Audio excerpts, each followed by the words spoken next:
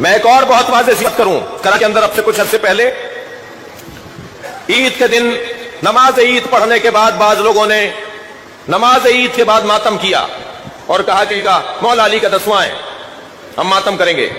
میں نے فتویٰ منگایا، میرے پاس آیت اللہ سیستانی کا بھی فتویٰ ہے، آیت اللہ خامنائی کا بھی فتویٰ ہے کہ عید کے دن نماز پڑھ کر عید مل کر اگر کوئی امام حسین کا مولا علی کا 10ویں کی نیت سے ماتم کرتا ہے تو کیسا ہے؟ دونوں مجتہدین نے کہا جائز ہے۔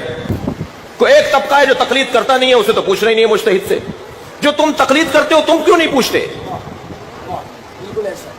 جو تم تقلید کرتے ہو تم کیوں نہیں پوچھتے مجتہدین سے؟ خود مجتہد کیوں ہو جاتے ہو؟ کسی مجتہد نے منع نہیں کیا عید کے دن ماتم کرنے کو۔ لہذا میں نے اپنے علماء سے گزارش کی کہ برائے مہربانی قوم کے اندر ان باتوں کے اوپر اختلاف نہ ڈالیے۔ محترم بزرگوں سے میں نے ہاتھ جوڑ کر ایک فورم پر کہا یہ فتویٰ موجود ہے، وہ نماز پڑھ رہا ہے، نماز پڑھنے کے بعد اس نے گلے ملائے اور پھر آ کر ماتم کر رہا ہے، کیا پریشانی ہے آپ کو؟